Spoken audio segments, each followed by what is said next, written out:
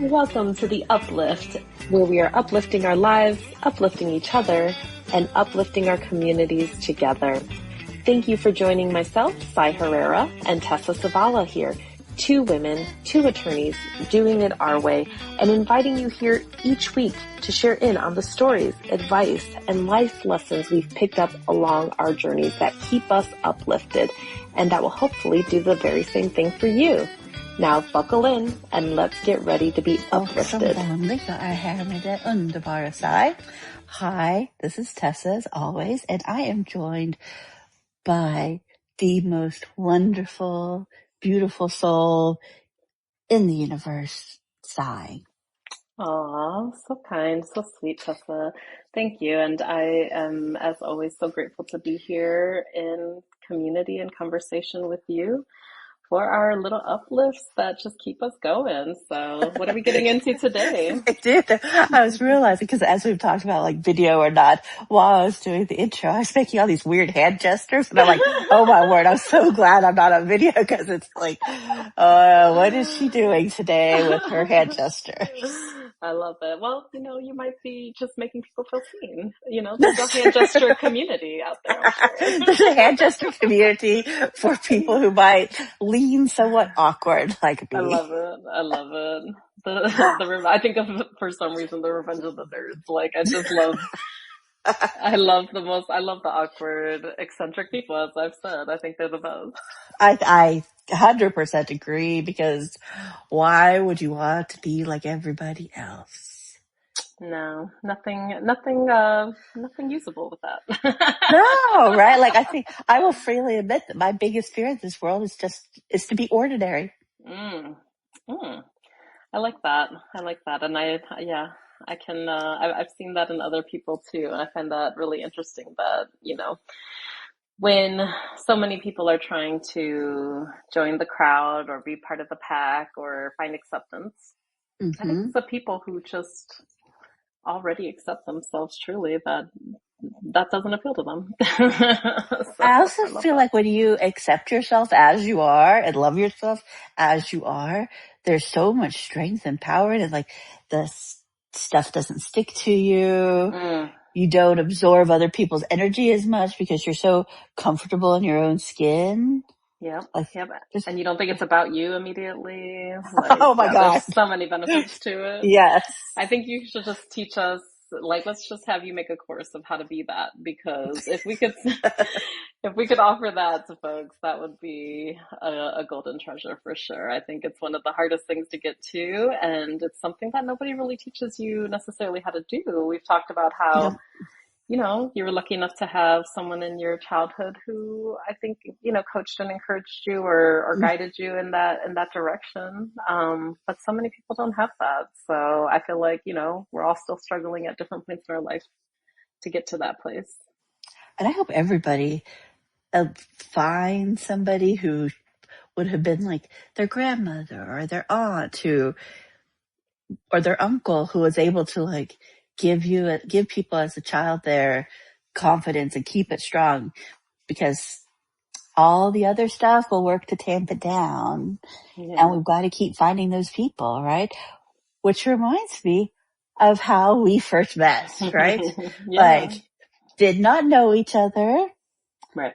My husband came home from work and had received maybe a text message or a call from a friend of his who is actually a friend of my husband's best friend.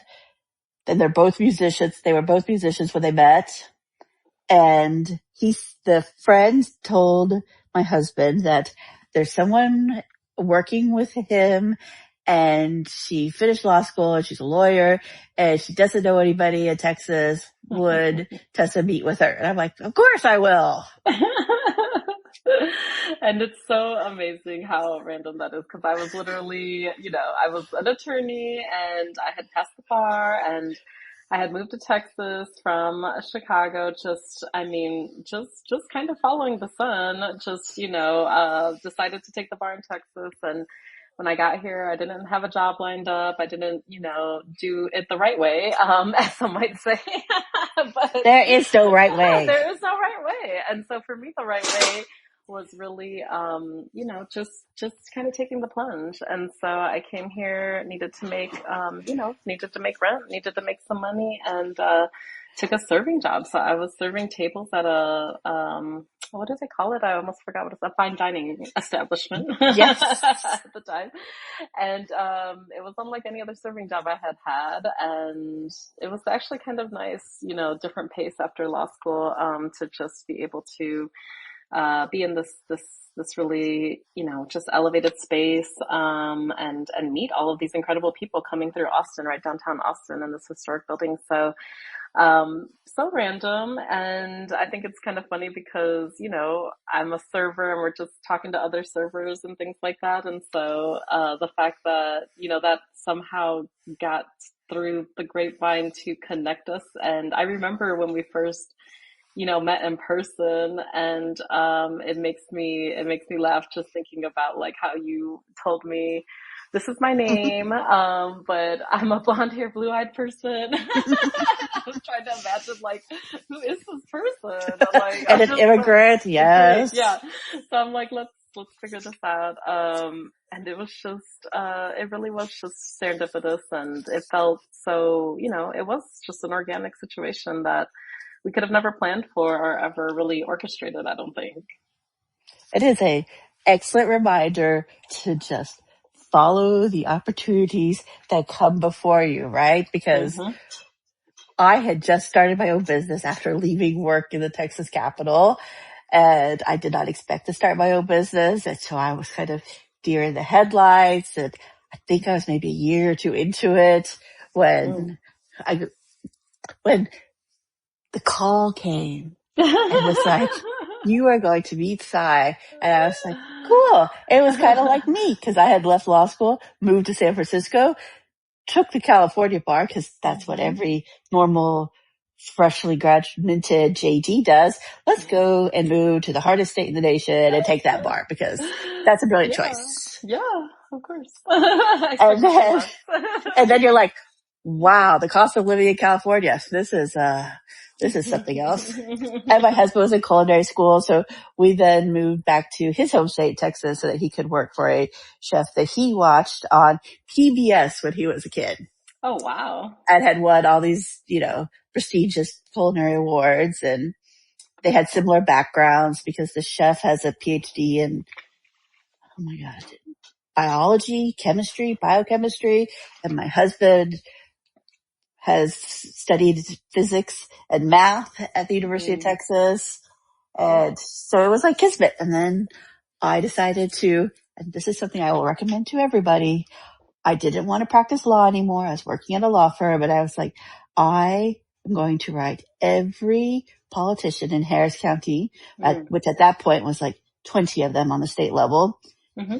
And exactly one of them replied to me, Wow. and she became very, very powerful. And I learned a lot about politics and people and the law and campaigns and lobbying and all that stuff that's now like, ooh, yikes. Cause that was, 20 That years was in the ago. before times. That was in the before times, before there was a Tea Party, before there was MAGA, where you could be in Texas a Republican and be pro-choice, right? Like Wow. the Yeah. mythos that no longer I exists in was the gonna state of say that sounds Texas, like a fantasy. right? So totally different times. And Yeah. I remember walking in, I think we had lunch the first time we met. I Mm-hmm. want to say we Yeah. had lunch. Yeah. And I was just like, oh, she's so sweet. And then I was like, oh wow, I wish I still had that idealism. But then I was like, I worked in politics. My idealism has disappeared. Now it's like practical optimism. Yeah, which, hey, that's also incredibly amazing, and it's all about the seasons, right? It And is. I love that for us because it means that we've grown, right? We have. And we've grown in the direction, like in an intentional direction too, right? Because you could have easily grown into the direction of, being jaded and pessimistic and having no hope Mm-hmm. anymore, and like a lot of people do, but Yeah. you have to be really conscious and intentional if you want to go into practical optimism. I think it's a really challenging space to be in, actually. And it's the place of resilience and the place of, like moving forward too. I always think about the fact that like there are people who always, want to boo boo this and that, and they want to, just I guess naysay and all of that good stuff. And I always think about the fact that like you're going to miss every opportunity that you don't take, type of thing, right? Like if you don't Yes. Like if that you Wayne don't Gretzky quote about you miss every yes, shot you don't take. Yep. exactly. And that's what I'm saying is, so many times when people are showing up with this negative state of mind, no optimism whatsoever. I think for me, the way that that translates is practical optimism is, still holding idealism, but with the experience of discernment.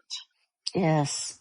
And I think that's, incredibly powerful, especially in, challenging times when there has to be forward momentum. I mean, it's kind of like, you know, you're either growing or dying type of thing, right? So, Yeah. so yeah, I When love it. when we met, I can't remember like what your goals were, but I know both of our goals for like career and life have, adapted and changed. And I keep thinking now, looking back on it, how thankful I am, A, that I met you, but B, that we were two kindred spirits who realized that life and careers were not this like linear path, right? Like Mm. that whole, I'm going to work for corporation ABC and I'm going to serve as its general counsel until the day I die. I think the world has just changed from beneath us too. I mean, I think we talked a little bit about the fact that we both, at some point or another had this, I guess, calling idea, that there's so much more to being an attorney beyond being an attorney, right? And I say that because Absolutely. so many people think of as attorneys as one thing. We call it non-traditional attorneys, which I think is still kind of a little shady, but It is, isn't it? Right? Like not everybody is Perry Mason or someone like arguing in yes, court. yes, and attorneys have been doing this other, I'm just going to call it non-litigation work, right? Yep. For since the beginning of time. And so it is Yes. traditional, actually. It's not non-traditional. It's That's an just excellent literally, point. it's just literally not the TV lawyer that people first think of. That's all. I mean, think how many businesses require lawyers that don't require litigation. Absolutely. How lawyers at their core are just people with solid communication skills, the Hmm. ability to research, and most Hmm. importantly, the ability to identify risk and manage it. Yeah.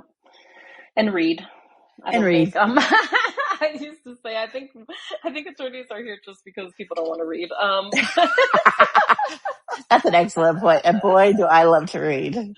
And see, that's why you're perfect for it. But that's what I mean is like there's a whole world of, quote unquote, the law, being an attorney, being a lawyer, like there's such a huge world of opportunities for it. And I know that when I went to law school, I knew from before I even applied to law school that I did not want to be a litigation attorney. Same. I had that, I thought of like, this is what that looks like. And like, that's not for me. Like, that's the one thing that I knew. And when I learned about, nonprofit work and seeing that, there were people, for example, my mom was working at the, health department, in my hometown in Ohio at the time. And the, like, I don't know if it was like the director or whatever they call the person who's essentially like running things, right? The department, the head of the department, if you will. She was like, he's an attorney. So attorneys do all kinds of work. And Hmm. it's such a small example, but for me as a younger person with no kind of like real world experience outside of, just teenage type jobs or whatever, like that actually changed my whole mindset where I was okay, I don't have to be in the courtroom and there's other opportunities. Great. Like, that's awesome. And then when I learned about how, folks in nonprofit work, were doing so many things that aligned with, legal skill set, it kind of really opened up my mind, and that there's a million opportunities. There's a world of opportunities out there. It's not just one thing. It's kind of just like everything. Nothing is just one thing, right? Yeah. And I was very interested in transactional work. Thought I wanted to get an LLM in tax law. And, did work in Texas and California on transactional work.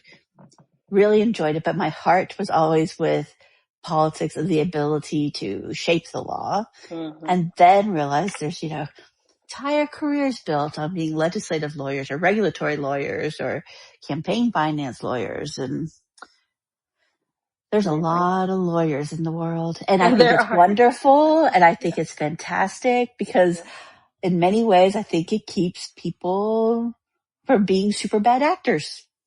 Yeah, absolutely. I mean, there is definitely, power in checks and balances. There's power in you talked about regulatory law, like that whole thing is literally for that purpose. Right. There's, and if there's no lawyers interpreting what even the lawmakers meant, then people can literally take what is being put out there as law and say it's something entirely different than its original intent. So just that alone tells you like how important that role can be. Yeah. So in many ways, we came from the same kind of notion about the law, which is, I want to say, at least when I graduated law school, unusual that lawyers were finding ways that were not, hello, I'm in the courtroom. Oh, yeah. Or even just, even if you're not thinking you're going to be in the courtroom, like just literally the track of, law student to law firm. Oh, yeah. And being, I remember having a conversation where I was like, I don't like all of this part of it, but I like, this part where I get to orate and I get to make this argument, whatever. And I was like, can I just do that? And they were like, well, if you can find a way to become a partner instantly with no career track, then sure. And I'm like, okay, well, that's not going to work for me. But, I remember being in law school and everyone was doing the interviews for all the law firms on campus and all of that. And I had no interest. And I always think about that because, I don't know. I'm usually a person who likes to just kind of experiment, I guess, with the universe. And I like to just put it all out there, see what comes back, see what resonates, etc.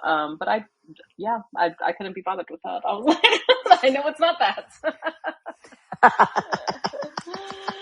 Maybe it's because I worked in a law firm. I did work in a law firm as an administrative assistant before I went to law school. So I think I already got a taste of it. And I, how it's through life, you can, there's things that show you what you want and there's things that show you what you don't want. And sometimes those are even more valuable, and I think it was very that.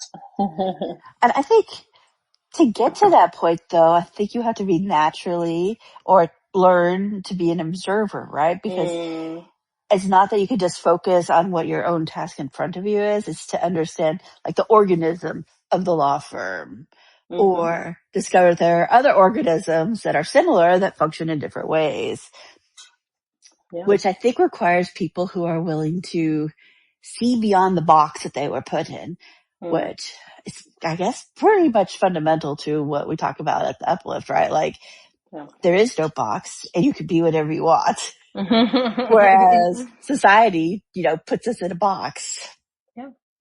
Yeah, you can build your own box. And I like the idea of being able to kind of, I guess, carve your own little niche, even if you're within a larger organism, right? Or organization. Even with politics, I feel like what you do is so inspiring. I talk about you all the time because people truly have no idea. Just when you discovered, oh, there's whole careers about this. They don't tell you that at the job fairs, they don't. Oh, wait. People in my field didn't know you could make a career out of what I'm doing. Exactly. That's what I'm saying. So like seeing is believing, and you're such an inspiration just literally doing what you do, because it opens up people's eyes of like, oh, the possibilities, right? And you can apply it to different, different fields, I'm sure. Um, Absolutely. and so I always talk about that just so people understand that like, you can find value kind of in anything that you're good at, basically. There's value. And I think it's even beyond what you're good at. It's what you enjoy, right? Because I think there's Mm, nothing yep. worse than being in a job or a career track that Yeah. you do not value yourself Mm. and you don't value the work you're doing because it doesn't feel right to you and it doesn't feel good.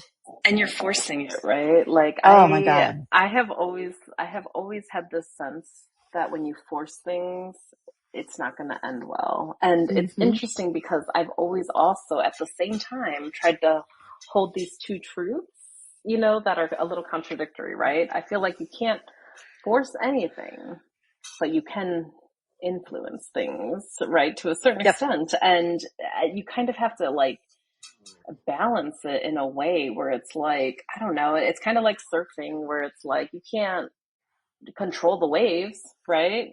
But you can control which ones you take. You can Hmm. influence like which direction you go in, or like, how, I don't know, how fast you're going to go a little bit or whatever. Like there's parts of it that you can influence, but you can't force it, right? Like you can't Yeah. force anything truly. And I think that I wish I had even, maybe we can develop more words around this, because it's this interesting thing that really, when we talk about serendipitousness and, kismet and all of that, it feels like this mystical, mythical thing. And maybe it is, but also it feels like your openness to it is how you receive it more, and how you attract, the things that you need, or even want in your life path. But it's kind of hard to explain until, it starts happening for you, I guess.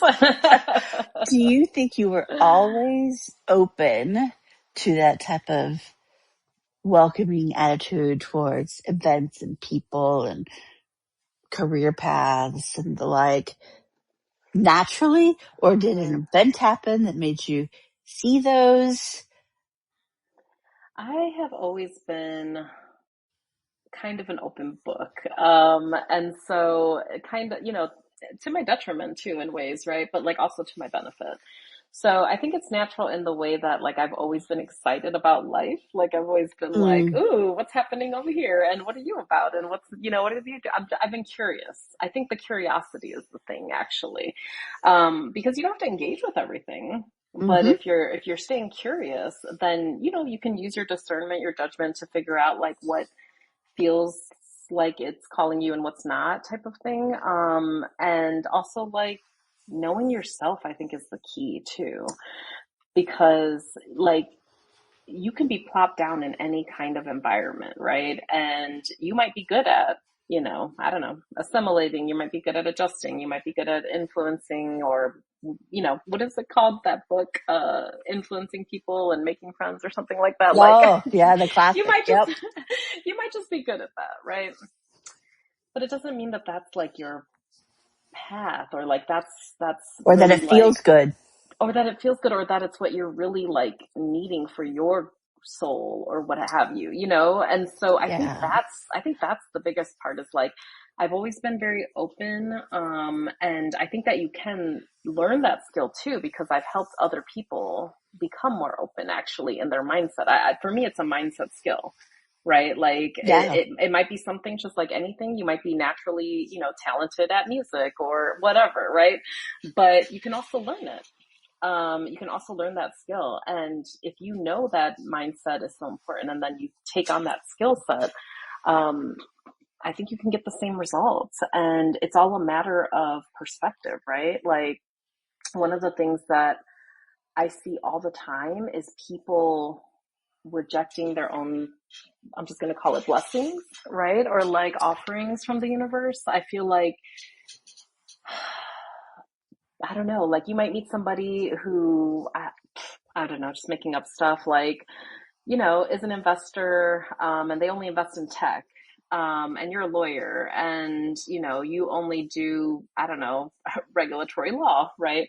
And you just think like, oh, I met this person, but this person isn't in the same field as me. Like, there's nothing for us to talk about. We don't have anything in common, and then like you just don't explore it because Yeah.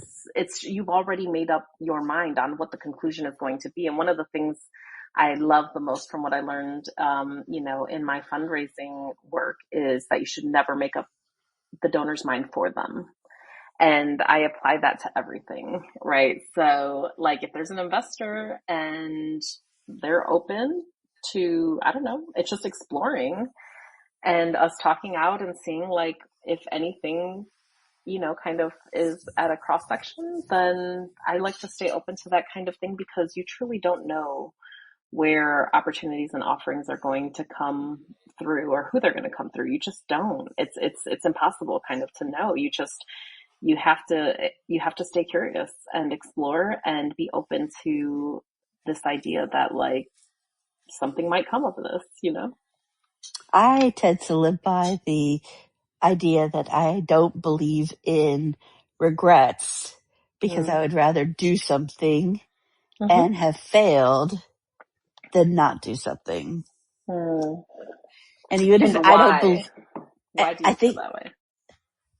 I think because I am a naturally curious person, but I'm also a naturally analytical person. And so I had Mm-hmm. to accept the fact that failure isn't failure. It's just a means to something else because you're learning along the way, but also that everything is not linear. And I think I've always believed nothing is linear, Mm. probably part of the immigrant experience, right? Like you plop Mm. down in the middle of a new country, you're just like, sure. That's just your lived experience telling you the Yeah. truth. Yeah, you learned that lesson early, and I think it's such a good lesson too It because is. so many people really believe that linear, um, like things are going to unfold in a linear way because it's kind of a script that we have been offered in society, and it's one that feels really really comfortable and convenient, right? Because then you have this, I'm going to call it an illusion of control, right? Yes. Hmm. And I think that's all that human beings, we really really want. Your brain for safety purposes really really wants predictability and stability and just constants, right? Like we want this constant like assurance that like if I do this then that, and if that then this, like you want that because then if things are predictable then they feel safe, right? Yep. But one way or another, I think everybody has that time in their life, whether it be your whole life or one big thing or one even small thing, whatever it is. Like I've seen it over and over and over again, where it's like, oh, I guess I have to reinvent myself now, or I'm gonna pick up and move to a new state, or just whatever it is. Like there is no permanence. Actually, this is something that they talk a lot about in Buddhist teachings is Hmm. the idea of impermanence, right? And if you really think about it, even just, from a logical standpoint, what in this world is permanent? Yep. And there's just nothing that's permanent, right? Everything is changing. You are changing. I was just thinking about this in the smallest example today. My baby was talking about, she's making squishies now. She just had her first squishy sale. I'm like, hey, you're in business, girl. Like, if you had a sale, it's on. But she was talking about, her friend's favorite color is purple, just like her favorite color is purple. And I was thinking about a time, I didn't say anything out loud, but there was a time when her favorite color was red, and then her favorite color was pink, and now it's Hmm. purple. And it just made me think about like the impermanence of everything. I don't know, just a mishmash of thoughts in my head, but I was just like, wow, everything changes. You change constantly. Like I feel like there's this interesting thing when you're younger where it's like you're expected to be changing, right? It's like you're a child, so like obviously you're going to physically grow, and because people can see that outward growth, it's very expected, right? But when you become an adult, I think there's this really weird thing where like people don't expect you to ever change again. I don't know if you Isn't that experience this, bizarre? but Yes, I have experienced this yes. over and over again, even with the people that are closest to me. I'm like, Yep. yeah, things change. And change is good, and And change is it will be good. amazing, and everything new is amazing and wonderful. It's just how you choose to look at it. Yeah, it really is. And I think one of the ways that you can choose to look at that is to be in awe of it all, Yeah. you And I know? think that requires the presence, right? To like be in the Exactly. present and understand what's around you and understand Yes. fundamentally who you are Ex- and And also that you're no appreciate one. it. Yes. At all. It's just funny because like it's full of contradictions, but it's starting to make sense to me in that like right now, who I am is not who I'm going to be later in my life, and it's not who I used to be, you know? So I find it so fascinating where it's like you need to know yourself, but also yourself is going to change. Who do you think you want to be later in life?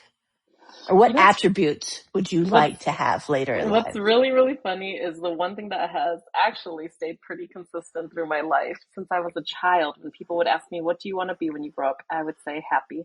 I did too. We've talked about this. Yes. I did And too.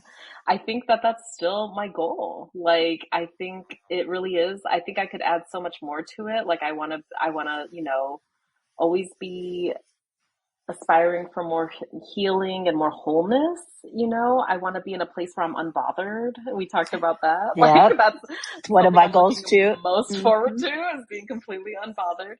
Yep. Um, I am looking forward to like being even more wise, actually. Like, I feel like I've always had insight, even since I was a child. Like, I would advise adults, honestly. Like, it's just a weird, true thing, you know, where it was Yep. like, I would just know things and be like, no, you shouldn't do that. Like, you should do this because that makes more sense, you know? And so I'm looking forward to like just having more life experience to draw from and being able to be, I've been thinking about this lately, like being more in my kind of teaching and wisdom sharing era of my life. Ah, that sounds lovely. I too want to become even more unbothered, which I think like it's me working on some of the things that still like bother me, obviously. I mean, hello, like, generally the isms and the phobias and all that type of stuff bother me. But I also want to be more outwardly joyful because I am such a Mm. reserved Scandinavian whose emotions stay nice inside. And Why is that important to you? I'm curious that you're outwardly joyful. What does that mean and why is it important? because I get the impression that a lot of people assume I'm very serious because I tend to be very reserved and very observant. Hmm. And I have a great deal of fondness for my poise. And I think that is often misinterpreted in the United States. And so I would just like to be able to share my joyfulness, but in like a Scandinavian way, because we believe it's like this constant contentment that never peaks really high and never dips really low. It's Hmm. just like this constant level of contentment, which I love Wow. because, Love but that. then Yeah. being married to a Latino who doesn't like that label. So I'm going to say being married to a Mexican American is, well, was at the beginning very shocking to me in the cultural differences because, Scandinavians are very quiet and reserved and Ah, I love it. I love his it. family is Yeah, very we're not the same. joyful and colorful and exuberant. And when they're angry, everybody knows they're angry. And Have you it ever was, watched that movie? I used to love this movie. What's it called? Fools Rush In.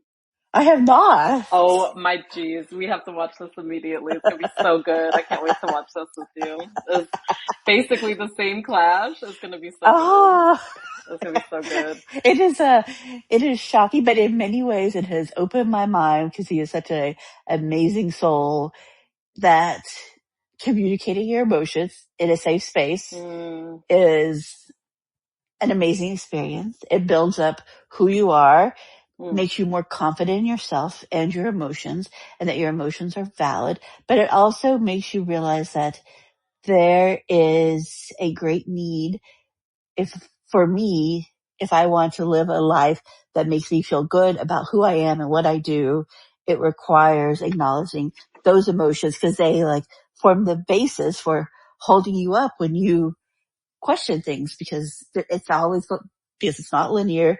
There's always going to be moments where you question yourself, where you question what you're doing, and having that fundamental baseline that keeps you steady and supports you and blocks out the negative thoughts that can stop you from moving forward and becoming even better.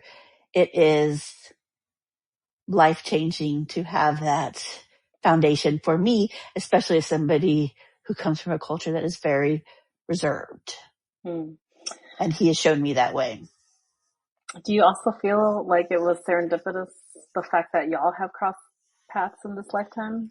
Oh, yeah. We met when we were both students at the University of Texas. I guess I'm sure the World Wide Web existed, but the university had like this internal World Wide Web kind of situation that Oh, had, like the intranet?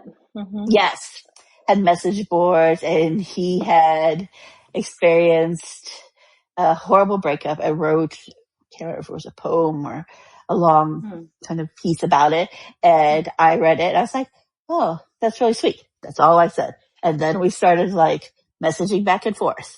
Oh, wow.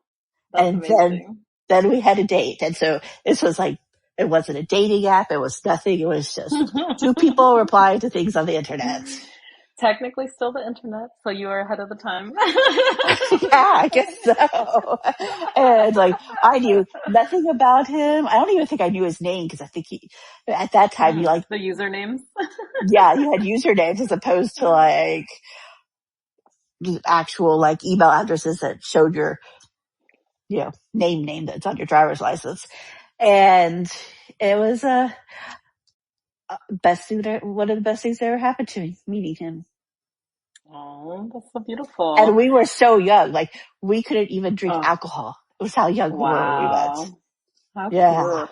I love it. And that's the kind of thing where you look back and you're just like, what are the odds?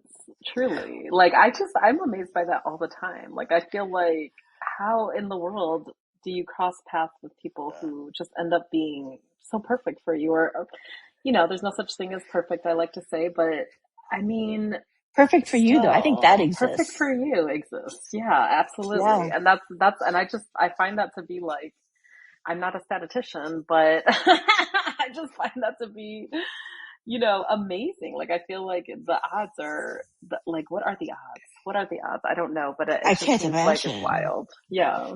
It's so wild. And especially like I was a person and still am a person who's like young love. Nope. Should Ruled it out. people Yeah. meet and get married in their 20s? Nope. Yep. Like I had all these things in my head from being super Swedish that nope, this was not going Super to happen. Swedish. I love that. And that this was about my career and that was the only thing I was focused on at that time. Yeah. And yet Yeah. here we It's are. It is interesting. Again, it's the scripts though that we tell ourselves, right? And it's funny because exactly. there's so many scripts that people want to gift you, as I like to say, and you don't have to receive those gifts, right? You They do belong to them. not. If Yes. you do not accept a gift, it is not yours. Correct. And we also do the same thing. This is kind of the metacognition piece of it all, where it's like if we're thinking about how we're thinking, like how did you come to your script? Your script is almost, I think, kind of in response to a rejection of those other scripts, right? And so you're coming to This this tracks. conclusion, Hmm. and then so you have this own script, and then life says, that's cute. That's it. Right? And I think you only accept that life is laughing at you when you are curious by nature and confident in yourself and your judgments to be like, okay, why not? Yeah, Let's do yeah. this. Yeah, I think that really the only, quote unquote, like wrong direction to go is to not believe in yourself and not to and to try to like force and kind of give up on like, the path that's there for you, if you will. Like I don't know how else to say it except to say that like if you shut down your curiosity, if you shut down your faith and like just literally like forward movement, right? Like if you just give up, basically. I feel like that's the only wrong path that there is because everything else, like you said, there can't really be regrets in a world where you literally learn life lessons from every Hmm. challenge, every obstacle, every negative thing that you can think of in life. You know, obviously, there are things that are just devastating for sure, but it doesn't mean that it didn't grow you in some way. And I would add that I think one should not accept what other people think should be your path and not accept what society said should be your path. Like I know when I was younger, there was this message given to straight females that they Hmm. should be married in their 20s, have children before they're 30. I'm not sure that there was career in there anywhere. And I was just like, um, hard pass. No, not my purpose on this rock. The word should, I think, is the craziest word. Like, I don't know how anybody truly in the world feels like they can, like, blanket statement a whole group of people on what they should or shouldn't do. Like, it boggles my mind. You know what I mean? Like, how is that a thing? I think there's the human experience, like I just said, where, you know, you don't really get too far if you just give up. Right. But beyond that, like literally everyone is different. Every path is different. Every life experience is going to be different. And, you know, to just project your life onto young people like that is just so strange to me. And I think it could never really It's make sense. limiting. It's so limiting. And it's also like the idea that like this person really believes that they know what's best for you when they don't even know you. Like, I just think that's just wild. And even if they did It's know you, no one knows you like you know yourself, right? So they can't. exactly. I think we should include it that your parents, your Mm-hmm. relatives, your Mm-hmm. closest friends, your Yep. teachers, your advisors, Even your nobody inner knows you. saboteur. Yeah. Oh Sometimes my God. like Yes.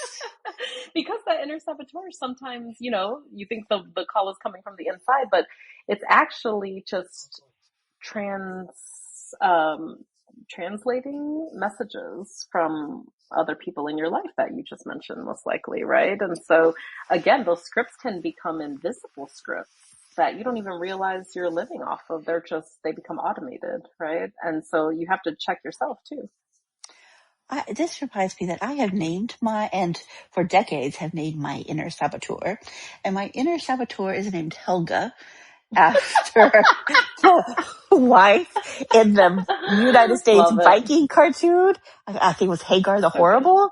And the wife Love was it. just very just like, "Ugh," all the time. So I named my inner saboteur Helga, I I think in love high it. school. And she still Nice. exists. And every time like my mom gives me thoughts that I do not agree with when I'm Mm, like conscious and present, I'm mm. just like, Helga, war tyst, which means be quiet in Swedish. I love that. I have to, I mean, I feel like I have named mine and then I forget her name because I don't really talk to her very much. So I have to name her again, but I'm going to be like, cállate, which is shut up in Spanish. Yeah, exactly. And I feel like that's the only way you can say it with enough power for me. So I love this. I feel like we all need to name our inner saboteurs so we can tell her, him, they, them, to go away, and understand that that person is not us, Not us, right? and that they're lying to you. Yeah, and that, you know, the reason why they're lying to you is because they, unlike you, are very insecure, and Correct. very afraid of the world. And, you Hmm. know, they don't have the same kind of mindset that you have. And so, yeah, I love naming the reality of the situation, talking to it directly, Hmm. and basically setting a boundary too, right? Because there's another thing that I've learned from you, which is, you know, you talk about the fact that the world is not all peaches and rainbows, right? But It's not. when something challenging happens, it's a choice. And this is, I think, you know, where the work gets really interesting and challenging. It's a choice on whether or not you're going to let those things, those occurrences in the world, take you down all the way a dark spiral, Mm-hmm. or if you're going to cut it off and say, okay, I see you. I Mm-hmm. acknowledge that this is a reality, right? And like, there's got to be a cutoff point, basically. And I love that because if you name this, persona, if you will, um, you can separate it a little bit from yourself. And that is the heart. I think that's really one of the biggest challenges, is that so many times we attribute the things that happen to us as who we actually are. Yeah, and I will say society probably leads us in that direction, since we've all Oh, been we're groomed, defined, trained, and programmed in that direction. programmed to be like, we are our achievements, we are our careers, Mm-hmm. but we are not a person in the society. Mm. And so I made a point of fighting for who I am, because I didn't want to lose who I am. Yeah, and that calls for me this idea of being a human being versus being a human doer. And there's so many times where those two concepts get conflated. Well, what do you do? Mm-hmm. Hi, Tessa. How are you? How do you do? What do you do? Like, that's just literally the US script, right? What do you do? Um, and it's really like the thing that people ask you to get to know who you are. I think they want to get to know you. But that's our script in the US. And it's a strange one to me because, I think about, as a Mexican American myself, like, we like a big gathering. We like, a big family thing, a bunch of other people randomly dropping in. Like, I say we, I can, relegate that to my family, but I mean, it's a thing Oh my God, that, you're like it's part describing of the my culture. worst Swedish nightmare. I love it. And it is part of the culture of, like, I mean, for a baptism of like a 2-year-old, we will have a giant backyard party with a live band. Like, that's a part of the culture type of thing, right? And I love it. I will stay up till like 6 in the morning, right? Like, Yeah. it's just a Mm-hmm. part of Mexican culture. I think it's so beautiful. And I also think that it's really interesting how we will, try to be something in different spaces, I guess. Like, so for me, when I'm in those kinds of spaces, Oh, nobody really asks me, what do I do? And there can be people that I don't know there. But it's kind of just about being. It really is about, like, I mean, honestly, that's it's like, lovely. who cares about work? Like, let's drink and dance and sing and have fun and eat. Like, this amazing. It's just very visceral and very embodied in a way, right? And when I think about being a human being, I kind of think of that moment because even though I'm with a bunch of people, culturally it's so different for me. It's not about, like, what do you do, how much money do you make, and where do you go, and no, it's just let's have fun, let's party, let's dance, let's enjoy this. Like, Wow. sometimes you can't even hear each other, the music's too loud, like nobody is grilling you, which is interesting that that just came out of my mouth too, but that's how I feel sometimes, like, that people are just like, and what about this? And what about that? And it's like, I don't want to be thinking about work right now. I'm just trying to have a good time. Like, I'm just trying to be. And the reason I say all of that is because I think so many times we get caught up in having to build up that persona, basically to impress other people, frankly, because we need maybe their affirmation to feel good about ourselves or what have you. But again, it's like, if you can just be, if you can just feel good about the fact that you're alive right now, you're here, Yeah. you're worthy of the good things that the world has to offer just because you were brought into this world, like, I think that's the place where you become unbothered and joyful and unafraid and, generous, expressive, and all the things. Like, I think it can help, of course, to surround yourself with people who are there. But I think the challenge, of course, is like having to be in a culture that doesn't necessarily value people just for being. It values people based on what they do, the doers, the human doers versus the human beings, right? Yeah. And for me, it's just a matter of, like, this is one of the reasons I love our talks, is because it helps me stay literally like going through that, but mentally, emotionally rising above it at the same time. I have adapted what when I'm introduced to somebody new, it's not what do you do, it is what is keeping you busy. And allowing Mm, them to choose what is keeping them busy, whether it's work or something or a hobby or something. And at the mm, same time, also I have adapted what's keeping you busy to what has brought you joy lately, which works in my field sometimes, but hmm since my field is still built around words like being busy, I use that word to be more acceptable because and avoid the, wow, Tessa is Oh, way different than the rest of us, you know what I just thought of? I thought of a good one. So I always like to ask people, how are you feeling? Because we're all human beings and we all which I have this love. like feeling body that we have to deal with too, right? Hmm. Um, And also, you just gave me a thought of like in environments where it's all about, productivity and achievement and whatever movement or whatever you want to call it, like these kind of like high performance type of situations where it's not like somebody that you necessarily like love, have a loving relationship with or whatever. What if you just ask somebody instead of, necessarily like just about their busyness, like something like what projects are you excited about right now, or like what is what is interesting going on in your life right now, or something to that See, effect, where yep. it's kind of like vague enough, but it's like I'm interested in what's going on in your world, and what, maybe something that's interesting or exciting is what translates to joy in those spaces, right? Maybe it's not like true joy of like being with, I don't know, like your favorite relative or your, partner, lover, spouse, whatever. Like maybe it's just like, I'm so excited about this new bill that we're trying to get through. And, I'm so excited that we got 3 people to like vote yes on it yesterday, whatever, Hmm. maybe it's about that. Like what is sparking something for them? Maybe it's not joy, but maybe it's excitement or enthusiasm or something to that effect. And I love that it allows the person to answer however they want, right? It could be Mm-hmm. the projects they're working on. It could be some recipe they want to try at home.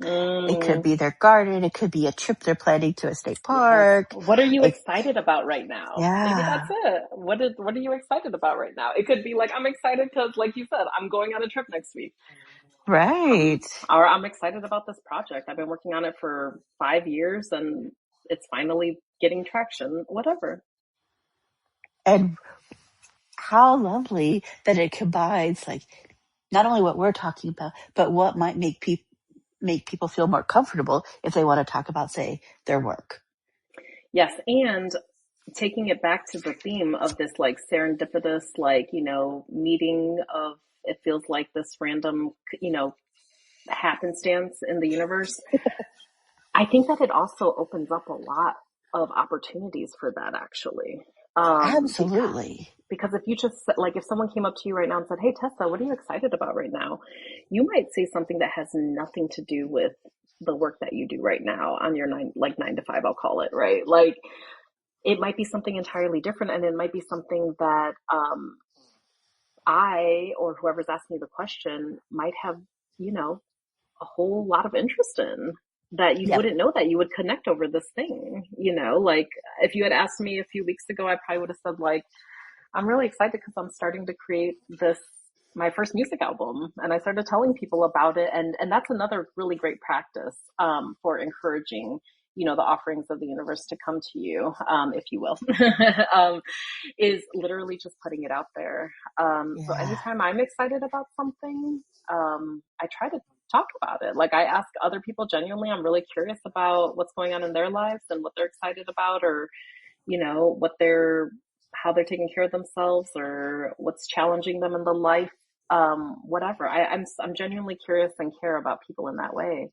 And I think the other part that I have really grown into is starting to look at myself in the same way, and being curious about like what is going on with me. What am I really excited about? What am I, looking forward to? What am I curious about?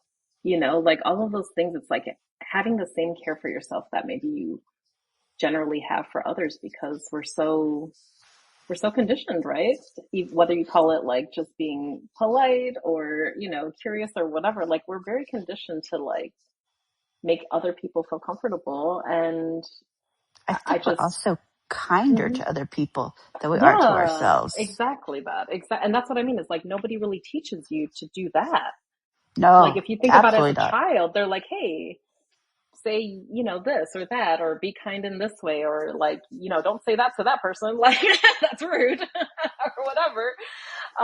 They teach you your manners and all of that, and it's all very external. And I don't think there's much in the way of teaching young people how to be kind to themselves or have self-talk that's positive, or to care for themselves genuinely, like just tending to your own kind of emotional needs. And so, yeah, I've been making it a point to be like, making space for other people to share and making space for myself to share too about the things, and whether it be reflection, on my own, or whether it be, with people that I trust and am excited to share my life with.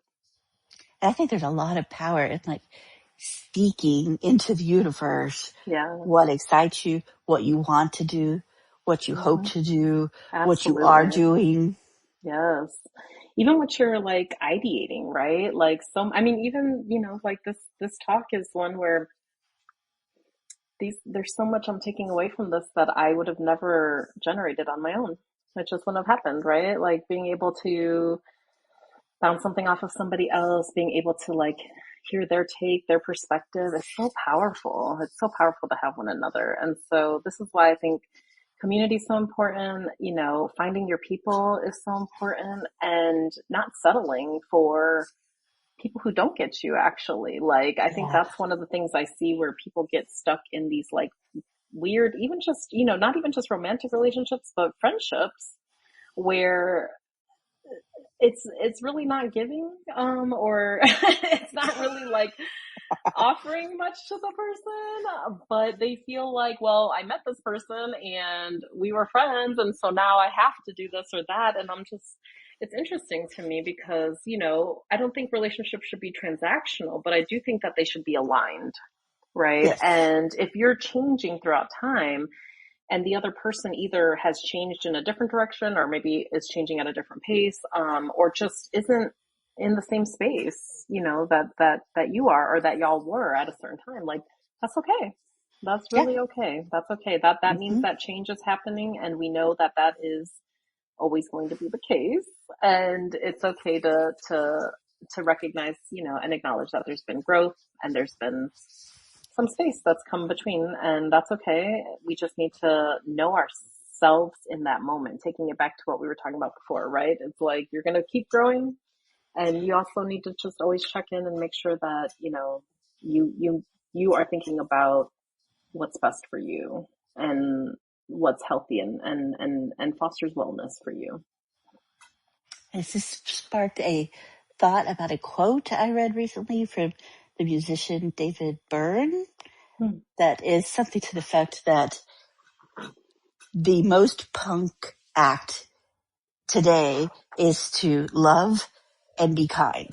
Mm. And I was like, so true. But also like Wildly goes to true. the whole ethos of we cannot let what is happening around us dictate who we are fundamentally, who we want to be, and what we put out in the universe, right? It's like we can't suck in the negativity. We can't suck in the you will follow this linear path for your entire life working at, the frigate factory or whatever it might be, because Yeah. things change, circumstances change, people change. What you Yeah. might want in life can change, and it's never too late and it's never too early to try something new, to try something different. Just listen to yourself. And that is so hard Mm. sometimes when you have Mm. gotten so much All the advice from noise. so many people that Mm-hmm. tell you that this is exactly how you need to do it, Mm. and that's a reflection of them Yeah, and what works for absolutely. them. Yeah.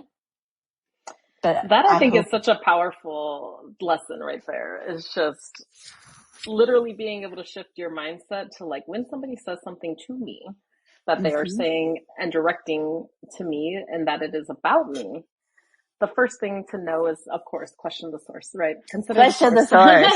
You got to consider the source and then think about the fact that like what's coming from that source is coming from within them being Yeah. projected out onto you, regardless of whether or not you agree with their hmm assessment. Like it literally is always a projection, right? Because Yep. again, they could never ever really truly know you the way you know you. And so when you said, just kind of listen to yourself, trust yourself, I think that is such profound advice that's so hard to take, right? And it's so important to get there because or to continuously strive to get there because again, the noise that we encounter, it could be coming from outward sources, of course, and it's easier to spot that way. It could also be coming from inside. It could be coming from a part of you that Could be hasn't coming from healed. Helga.